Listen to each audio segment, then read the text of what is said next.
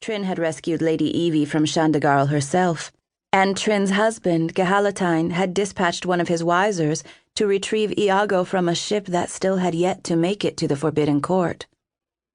It almost made Trynne smile to think about how upset Iago had been to miss all the action at Dundrennan.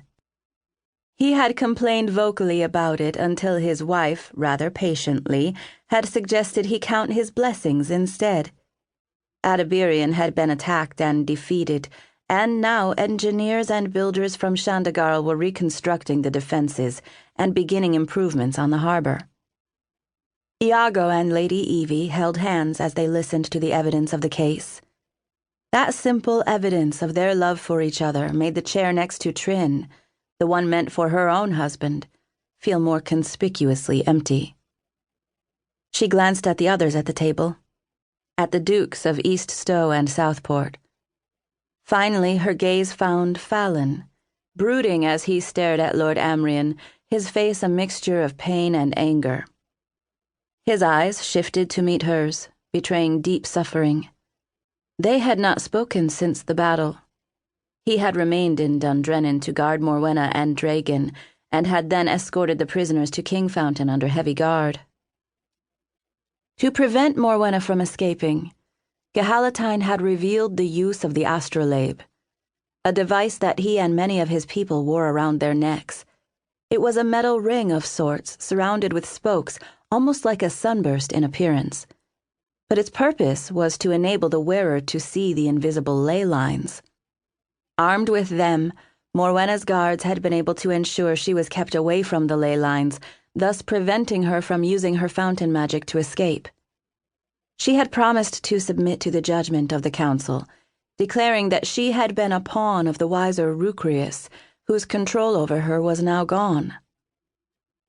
Trynne looked away from Fallon, wondering if she should try to speak to him following the meeting. She was preparing to go to Shandagarl to participate in the coronation ceremony that would officially make her Gahalatine's queen. She was nervous and excited, and part of her wanted to share those emotions with Fallon, as a friend. She hoped that her marriage would help him finally overcome his feelings for her. Now that she was wed to another, she had forced her own feelings for him into a cage deep inside her. "I think the facts of the case," Lord Amrian said as he paced around the ring table, drawing near to where she was sitting and capturing her attention, "are confusing and muddled at best. I have no fewer than 12 witnesses who swear the man in custody is the thief Dragon. We have the sworn word of Duke Fallon, who lured and trapped him." His tone showed his respect. "I must give you credit, lad. For all my resources with the Espion, I couldn't do it."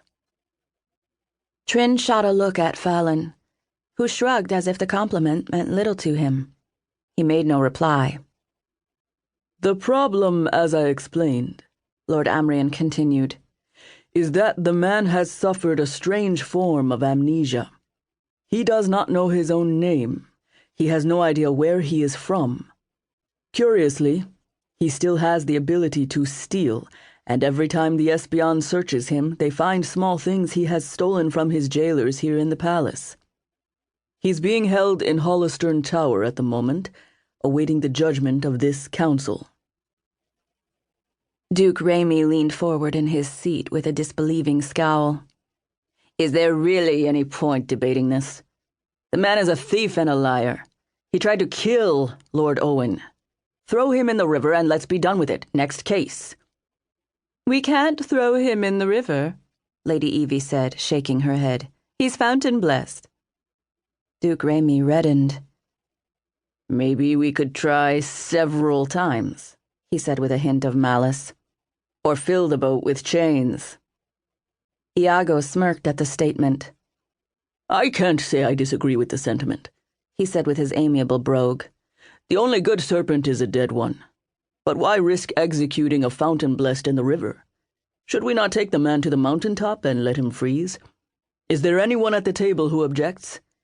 Based on all the things Lord Kevin has told us, some of which I didn't even know, the man is a villain. Let's get to the king's sister."